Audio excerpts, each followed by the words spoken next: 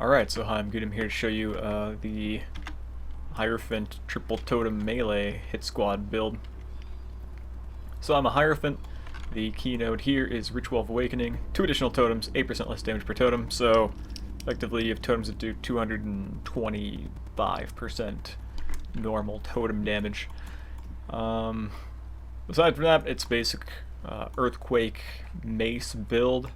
This is the tree I'm using. Could be modified a little bit.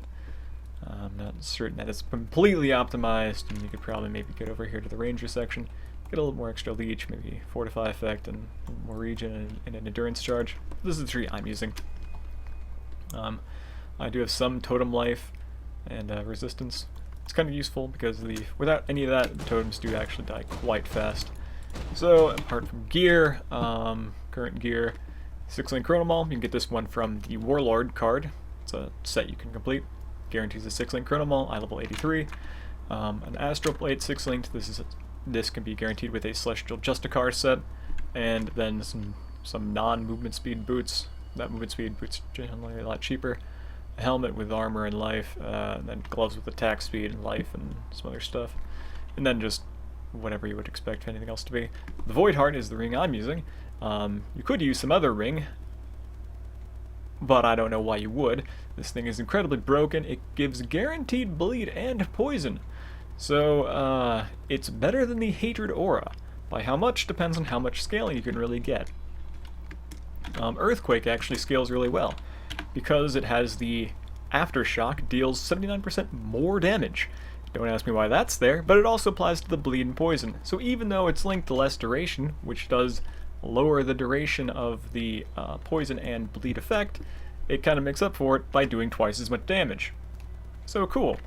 Yeah, so I'm basically using an upgraded black heart. I don't know how it works, I don't know why. Beats me.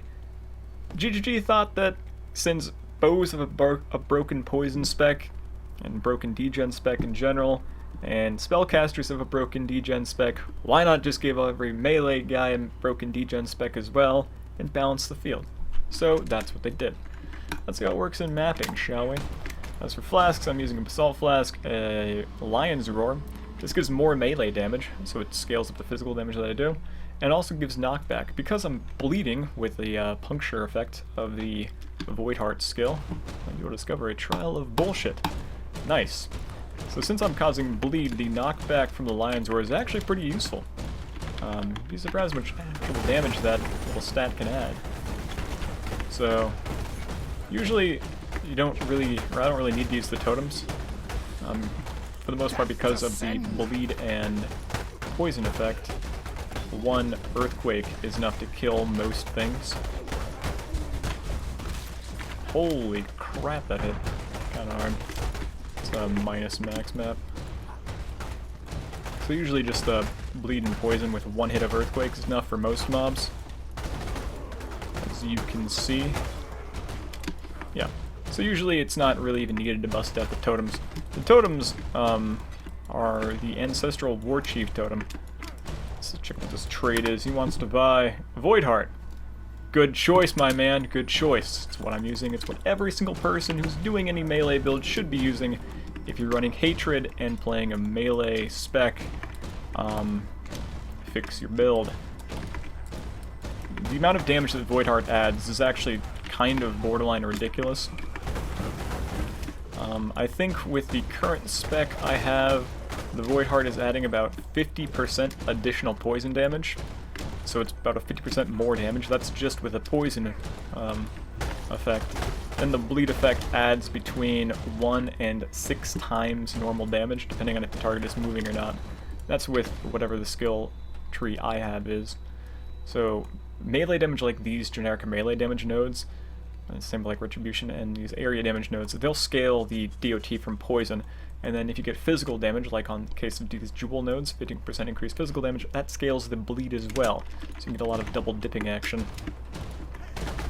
So which is why these one hits can take out like one hit for a magic mob. Yeah, it's pretty powerful. Oh yeah. As for defense, since I'm not running Hatred, and there's no reason to run Hatred because the Void Heart exists, I don't expect it to after this league. But sure. No, they buffed Blackheart into something that's endgame, so I don't know what to believe in this game anymore. Maybe they'll buff a Silver Branch. They buffed that too. It's like a really... Maybe they'll buff 1,000 ribbons. Maybe they'll just make 1,000 ribbons just have every single support gem. I don't know. Anything is possible at this point. So yeah, this is kind of the build. Let's see if we can get to the boss. Maybe a target that actually takes more than one hit to kill. You could do the same build as like a Juggernaut and just forego the multiple totems. I would probably do that. It would probably be a lot safer since Juggernauts are basically immune to damage. Oh yeah, the boss is dead already. Totems actually do a shitload of damage. So as for onto the totems, the Ancestral Warchief totem is kind of a strange one. There's 2 good attacks in this game, or for melee right now. Actually 3 if you include Shield Charge. I don't really consider it an attack, it's more of a defunct movement skill that for some reason was buffed into Void Heart levels of good. Well, there's 2 generic melee attacks. One of them is Earthquake. Earthquake being the best melee skill in the game, beating out Heavy Strike for single target for whatever reason. Don't ask me why. And then Ancestral Warchief, which isn't even a melee attack. It's a totem. Cool. But it's an area skill, so it gets bonuses from area damage as well, which means you can link it to Concentrated Effect for even more damage. Terrific. Because this is a totem, and totems have an interesting property, they will copy, when they use a skill, the totem copies your stats for what the skill will do. The totem doesn't have its own unique set of stats for determining offensive capabilities. It just uses the skill exactly as how you would use it. This is interesting because there's something called melee damage on full life. With the totem can have full life and be linked to melee damage on full life and get the damage bonus. That makes sense. You can be on full life, and the totem be on full life, and it gets the damage bonus. That makes sense. But because it's a totem and it uses the skill exactly as how you would use it, if the totem is damaged and you are on full life, it still counts for melee damage on full life. This is consistent with how totems use skills. So these totems can all be damaged, but if I am not, they get 50% more damage. Interesting. So, way to massively boost up your totem damage is to just have a regen spec of some kind and not run Blood Rage, or have a degen on you. And boom, you could access this gem, which is a very, very good gem to have access to. Furthermore, since I'm using the Void Heart, melee attacks have a 100% chance to cause bleed. Interesting. So now we can cause bleed with our main skill, Earthquake, and Bloodlust can be linked to totems themselves. So now the totems have an additional 60% more damage for the damage they deal. So these totems can actually put out a ton of damage. So with the Lion's Roar active, the sheet DPS on each totem is 50,000 DPS. Poison is going to add about 25,000 more. It's like 50% more damage. So about 75,000 DPS per totem. And that's quite a bit of damage.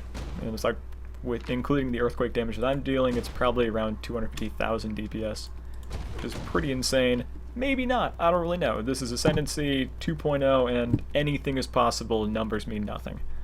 But this is all pointless because this isn't the content you're going to run or clear, even though you one-shot everything.